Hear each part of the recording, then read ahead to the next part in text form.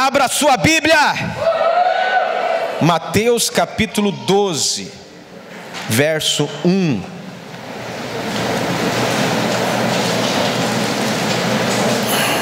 Mateus capítulo 12, verso 1.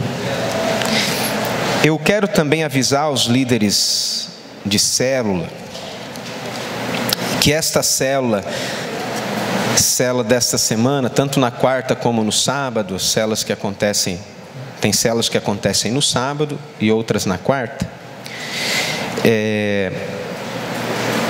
Se preparem. Nós, inclusive, colocamos a mensagem da célula com um layout um pouco diferente. Ela tem uma formatação um pouco diferente assim na folha. E tem a mensagem de hoje que eu estarei ministrando.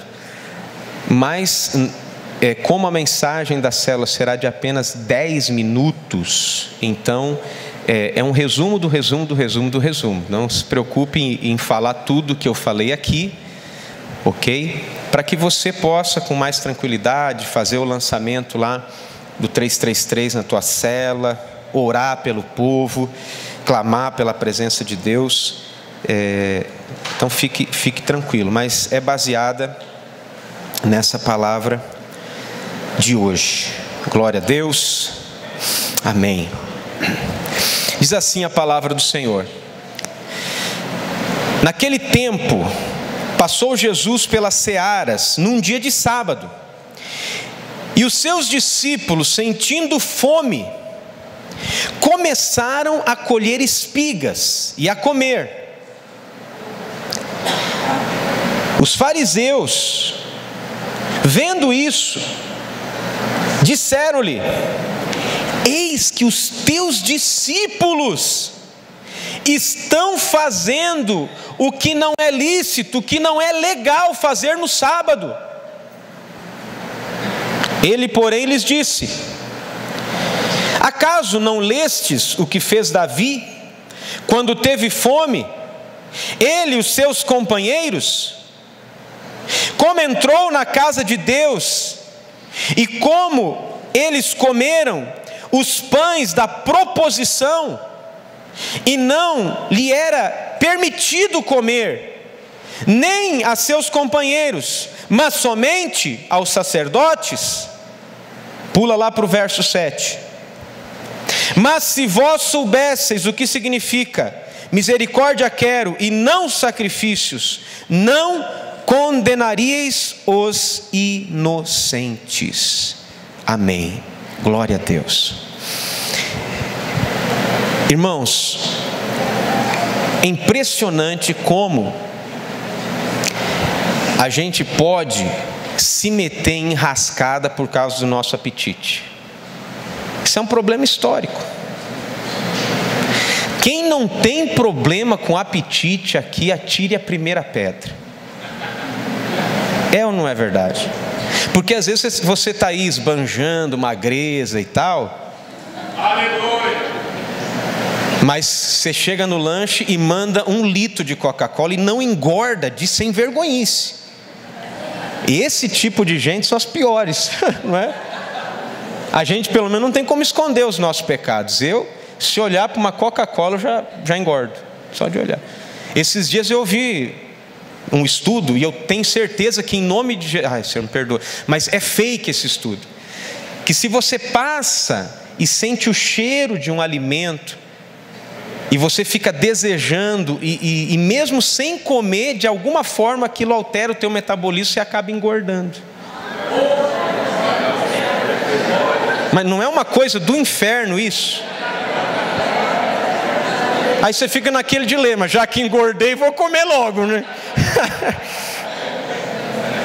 Sangue de Jesus tem poder. A verdade é, irmãos, que nós precisamos. Eu uso, isso não é teoria, isso é coisa da minha cabeça. Eu uso normalmente 4 S's para alimentação. Precisa ser saboroso, precisa ser saudável, precisa ser... esqueci os outros. precisa me satisfazer. Eu já falei os 4 ou só 3? 3. Saudável, saboroso, precisa me satisfazer. Eu preciso sair, né? Para não parar de comer o negócio. Até o outro S que é muito legal, mas eu esqueci agora. Sim, a Ana Paula falou que é sem açúcar, que eu não posso açúcar de jeito nenhum. Não esquece esse detalhe. Se você tiver açúcar na sua casa, me ofereça longe da pastora. Mas, misericórdia, irmão, não posso mesmo, né? Deixa para lá. Mas a comida sempre foi um problema, até para a igreja. A gente se lascou já no Éden. Parou para observar? O Adão comeu o fruto que não devia comer. Já começou ali. Aí depois, o Esaú vendeu o direito de primogenitura dele por causa de um prato de lentilha.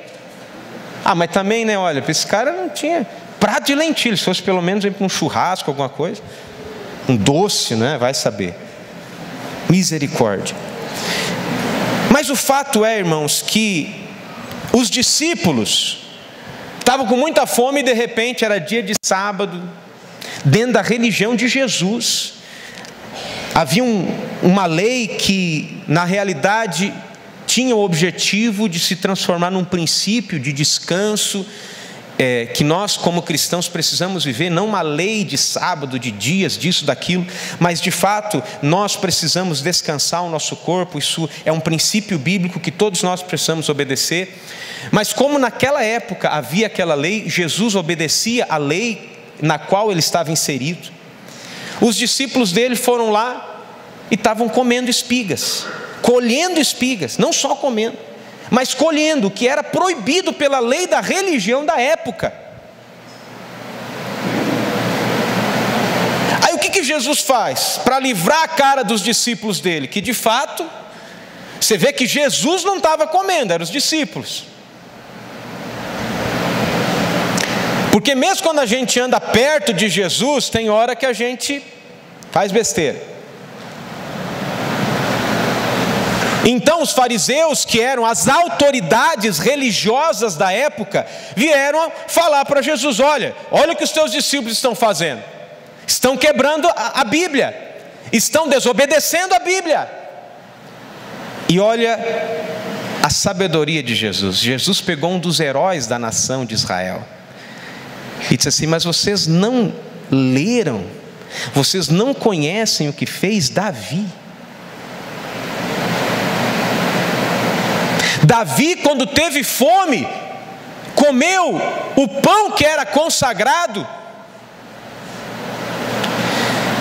E aí, meu irmão, eu quero ler na linguagem de hoje o texto a qual Jesus se referiu aqui em Mateus, que está lá em 1 Samuel, capítulo 21.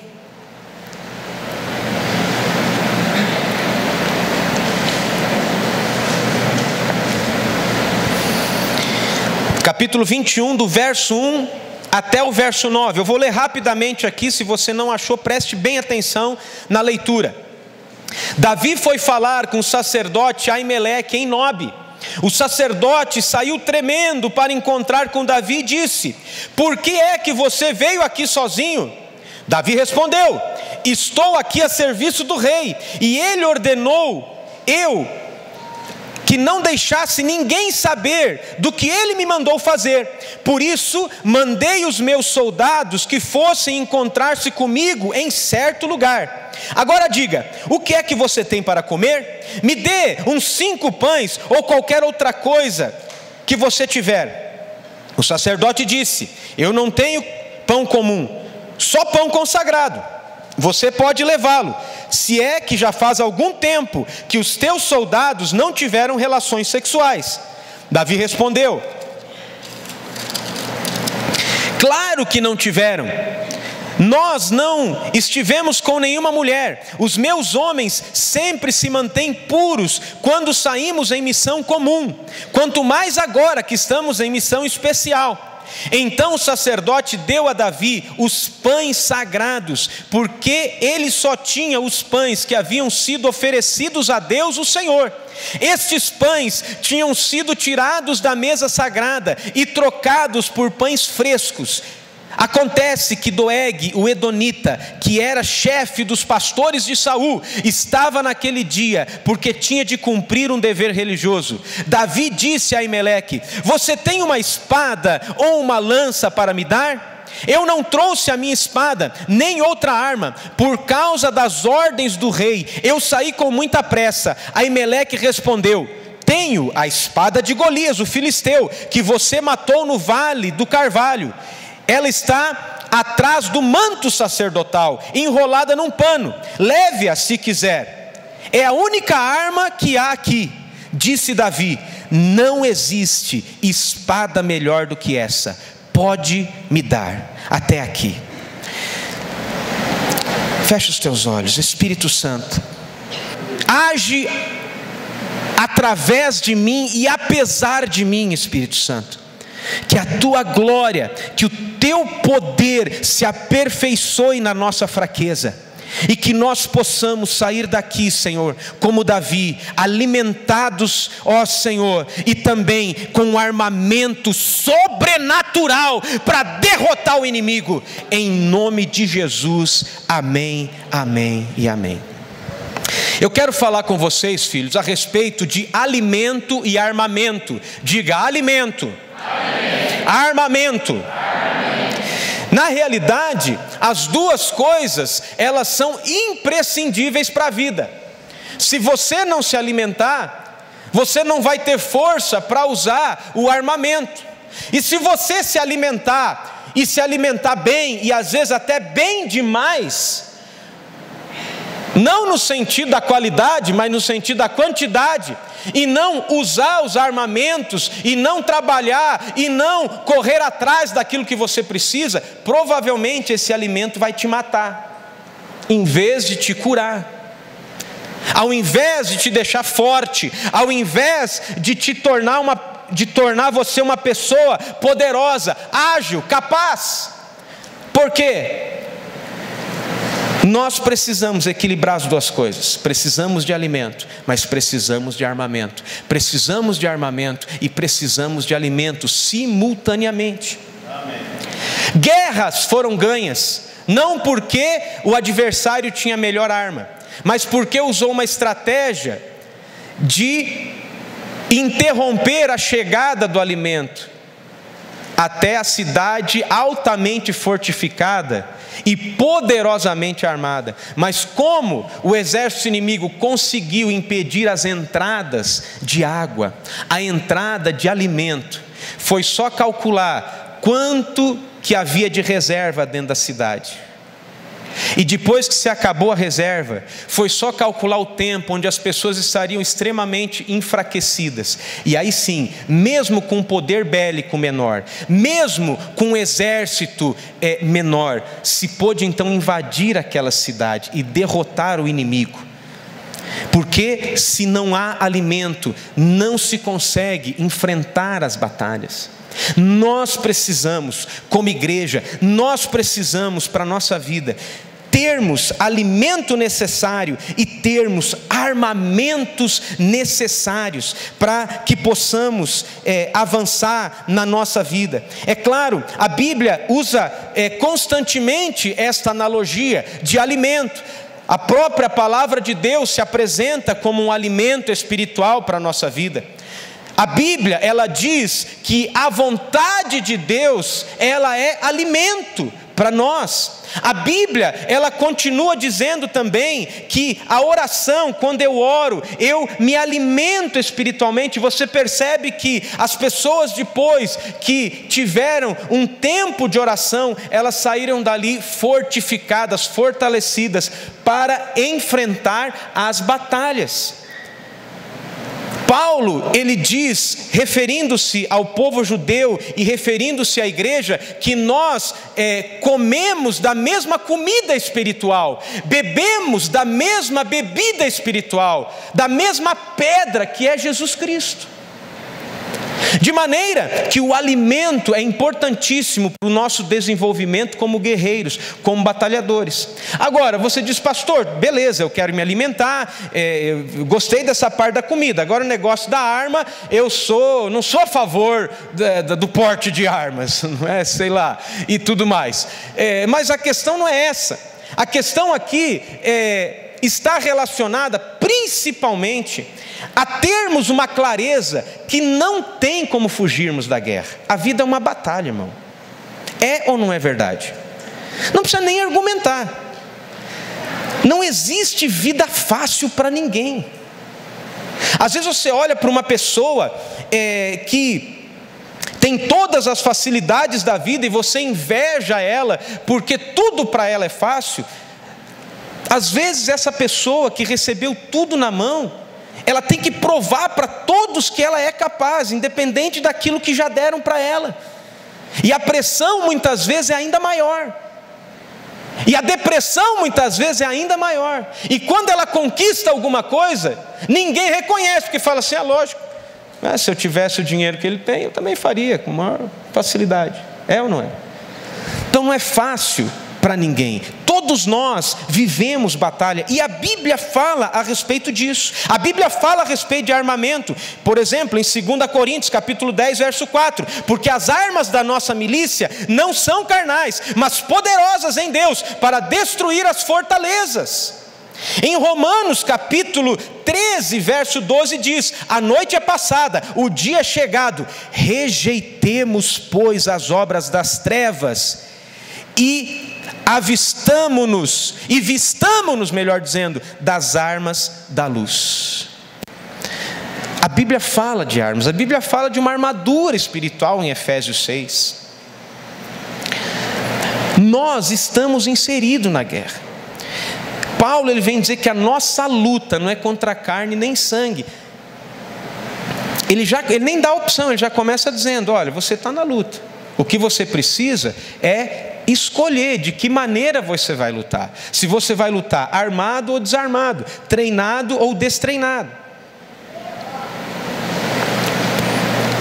E quando nós viemos até a igreja, um dos nomes que a Bíblia, um dos nomes teológicos que a Bíblia dá à igreja é a casa do pão.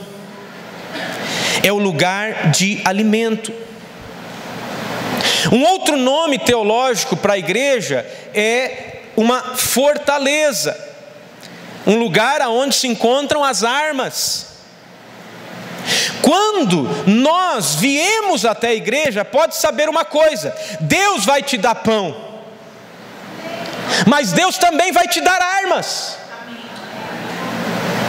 O que acontece com o passar do tempo, muitas pessoas elas vêm para a igreja apenas para buscar pão, para serem alimentadas, para curarem as suas feridas. E quando está tudo bem, quando a família está mais ou menos, quando já não tem lá um vício pecaminoso, quando a pessoa já não tem um pecado assim que os outros conseguem enxergar, então ela diz, glória a Deus, aleluia, muito fogo e unção, agora eu vou ficar aqui de boa esperando Jesus voltar. Mas deixa eu te dizer algo, Deus não te trouxe aqui para essa igreja só para te dar pão. Ele também tem uma arma poderosa para que eu e você usemos. Agora você imagine comigo, um homem que vai à igreja e ele tem um coração apertado pela culpa. Ele se sente perseguido pelo seu passado, pela sua história.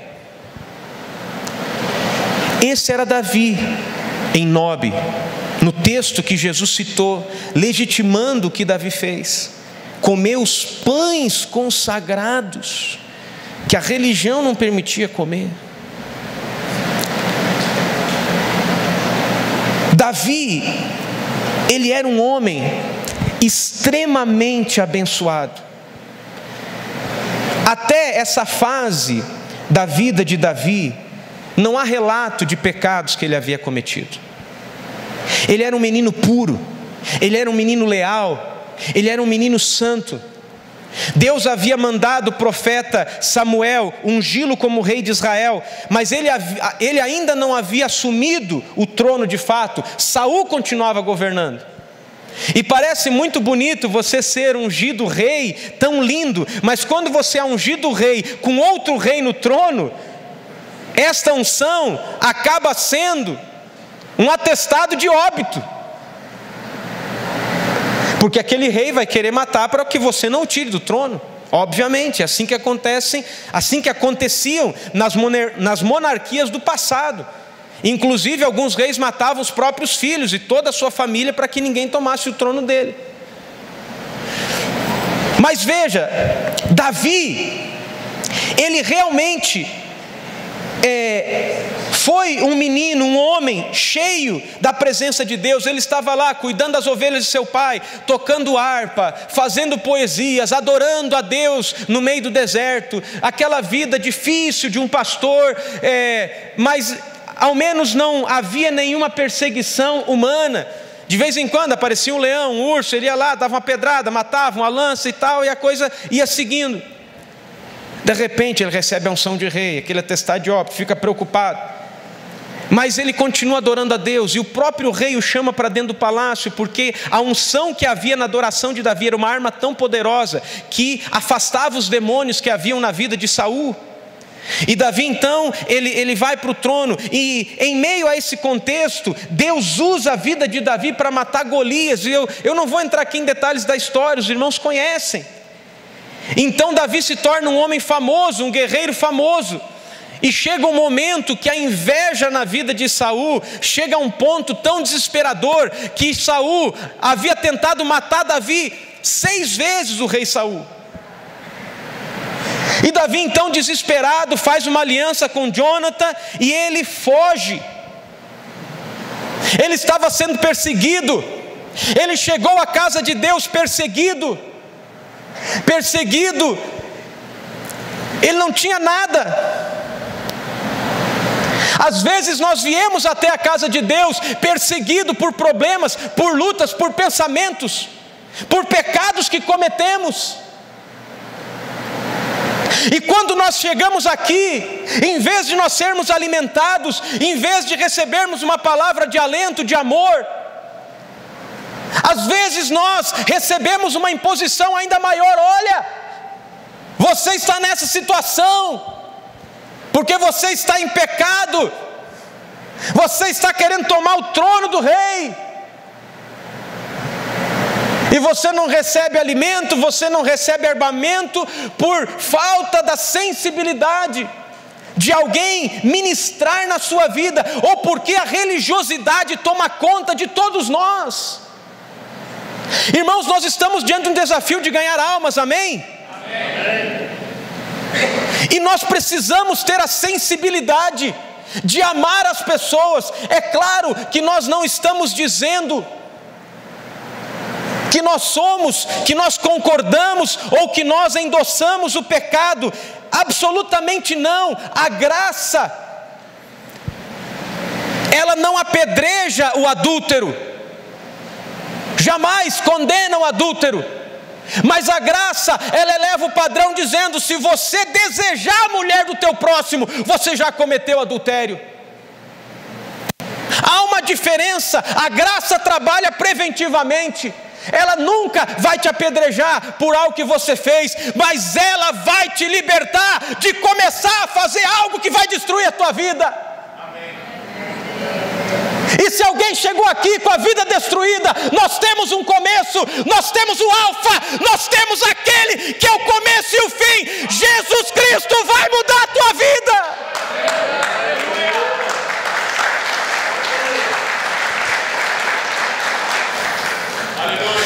Mas a religiosidade nos cega. Eles tinham que morrer de fome, a comer espigas, porque era dia de sábado.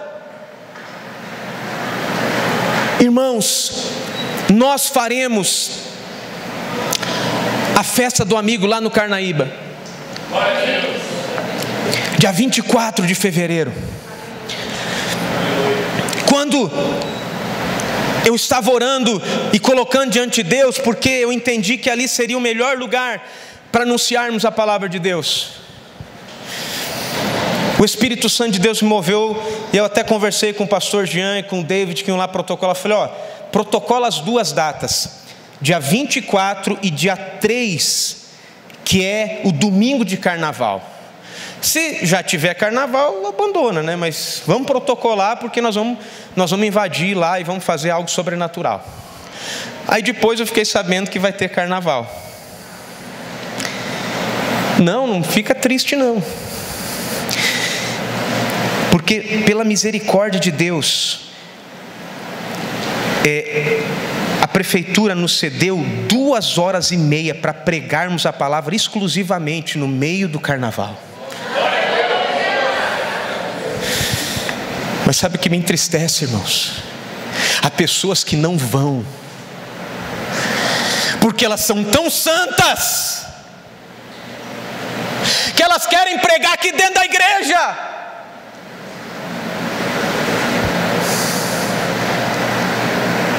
Nós vamos usar o som que tiver lá, nós vamos usar a estrutura que tiver lá, e nós vamos anunciar a Jesus para quem estiver passando na rua. Esta é a missão da igreja. Às vezes alguém chega e mente para você, me dá um dinheiro aí para eu comer uma marmita, e você sabe que ele vai comprar droga. Eu não estou dizendo que você tem que dar o dinheiro para o cara, eu só estou dizendo que você tem que perguntar ao Espírito Santo. Às vezes você vai dar esse dinheiro, e quem sabe você vai orar enquanto ele estiver virando as costas, e em vez de ele comprar droga, ele vai para um lugar e vai comer, porque o dinheiro que você tem é consagrado ao Senhor. Nós temos que sair da nossa formataçãozinha. É claro que a gente tem que ter bases, alinhamentos, mas mais importante é o discernimento do Espírito para cada situação.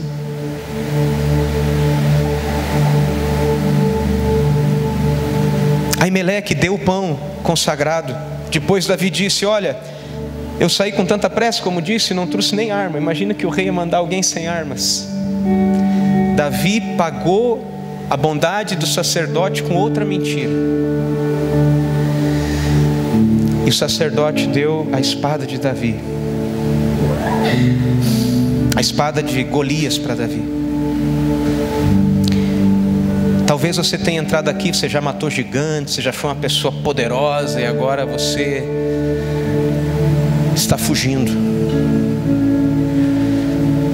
Você teve um problema, tua família foi destruída, teus negócios, você cometeu um erro grave. Sabe, pessoas desesperadas mentem.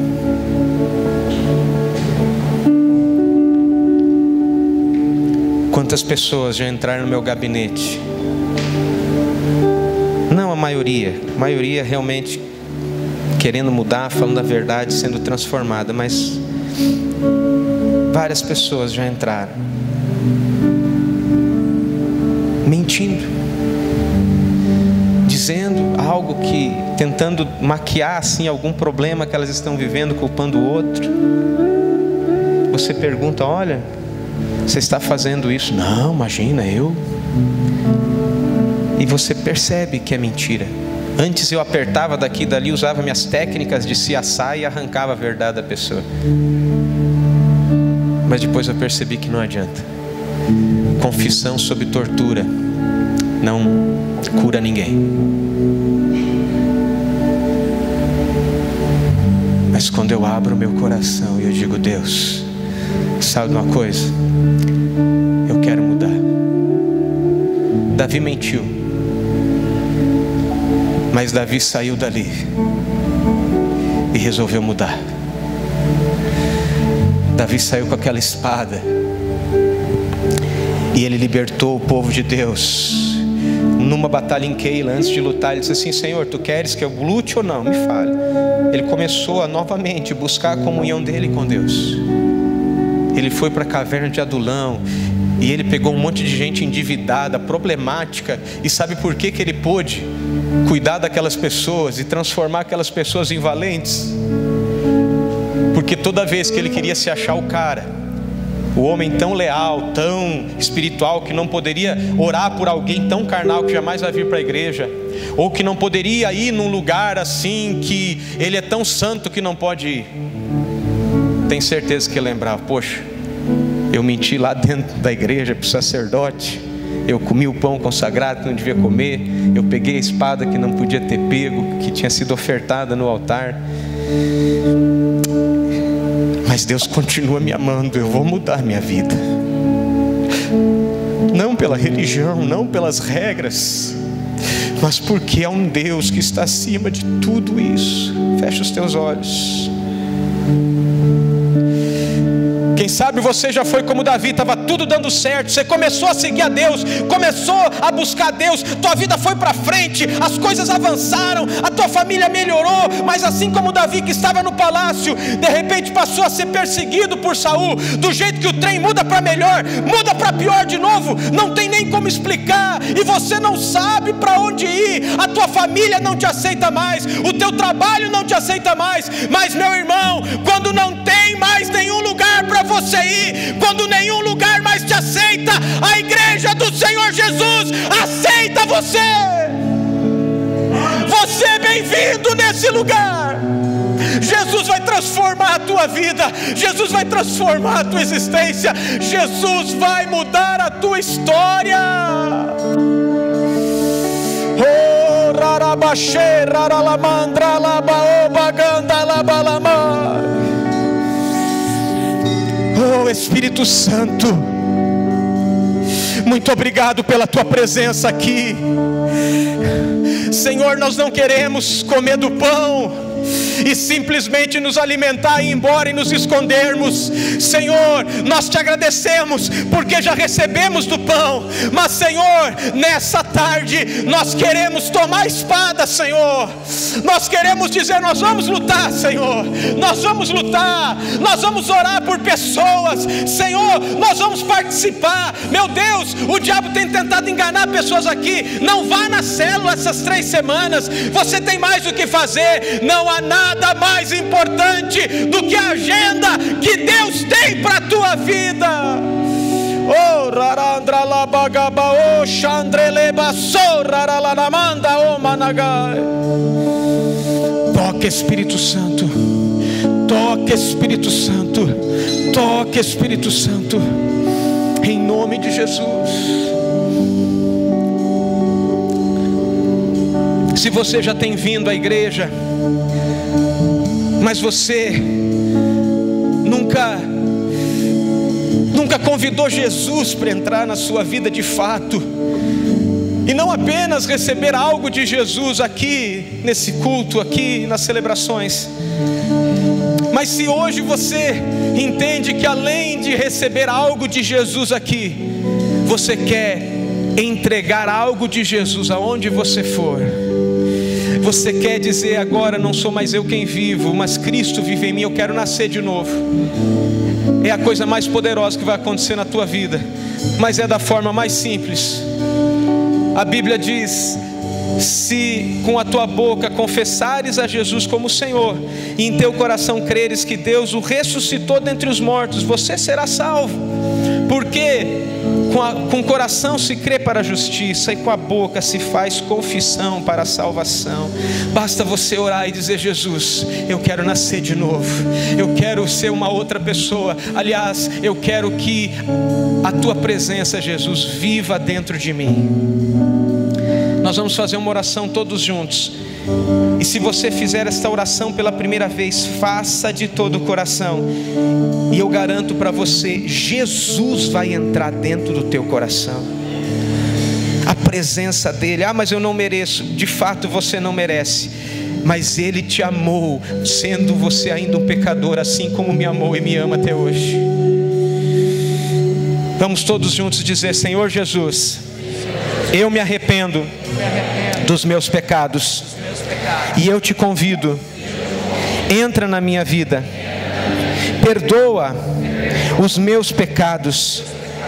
Eu quero declarar que o Senhor venceu a morte para me dar a vida eterna, e a partir de hoje não será mas eu, quem vive, mas o Senhor Jesus viverá através de mim.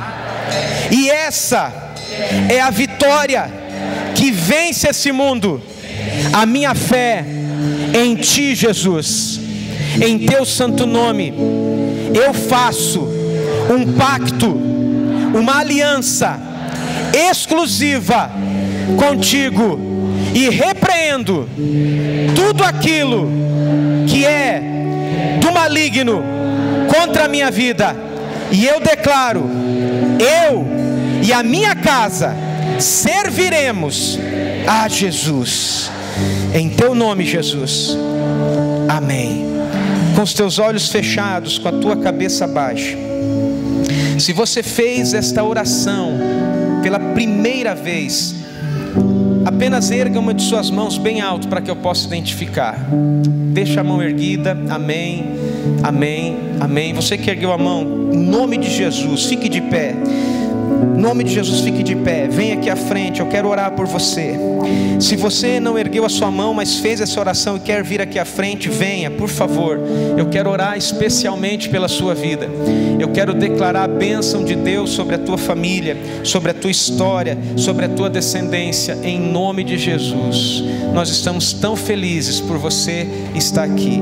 Deus abençoe a sua vida, Deus abençoe o seu coração, em nome de Jesus, em nome de Jesus. Vocês são tão especiais, tão preciosos. Eu quero dizer para vocês que vocês são bem-vindos do jeitinho que vocês são. Vocês não precisam mudar nada pela força de vocês, mas vocês vão perceber Jesus dizendo: eu vou mudar isso na sua vida. E aí você vai mudar, e você verá o poder de Deus transformando não só a tua vida, mas a tua família, a tua casa e a tua descendência.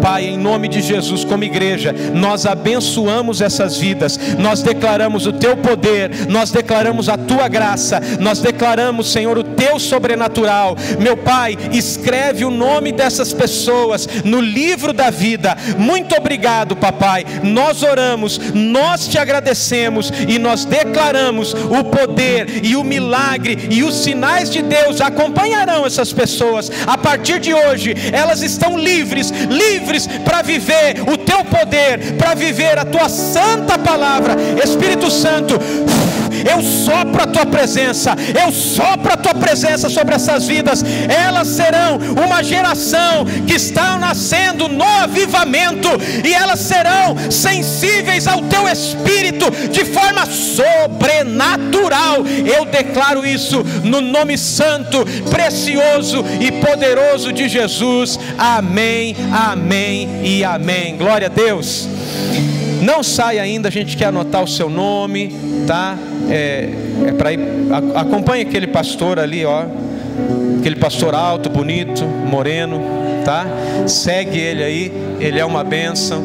Nós vamos anotar o seu nome. Igreja, fique de pé, por gentileza. Erga sua mão assim como quem vai receber. Então deserga um pouquinho que a pastora tem um aviso, mas fica de pé, é rápido. Irmãos, nós estamos vendendo ali fora o nosso convite para o chá de mulheres. Eu quero dar uma dica para os homens. No mês das mulheres, que é março, aí eu quero deixar a dica que você dê de presente para sua esposa. A entrada para o nosso chá custa R$35, ok? Também temos lá na frente as inscrições para o nosso Face a Face com Deus. Leve sua inscrição, você que quer trabalhar, você que quer participar, por favor. E os líderes de célula, eu estou ali fora esperando quem tiver dúvida a respeito da Atitude 333. Glória a Deus. Agora sim, erga a sua mão como quem vai receber. Pai, eu sei que precisaríamos orar, porque há pessoas aqui que nessa noite desejam reconciliar contigo, desejam retomar toda a caminhada contigo, Senhor. Desejam recomeçar ainda mais fervorosos do que no início. E eu quero declarar: a glória da segunda casa será maior do que a primeira. Em nome de Jesus, que a graça do Senhor Jesus, o amor de Deus o Pai e a doce, soberana, preciosa, diária, constante comunhão com o Espírito Santo seja com o povo de Deus nesse lugar e espalhado sobre toda a face da terra, hoje e para todo sempre. Amém.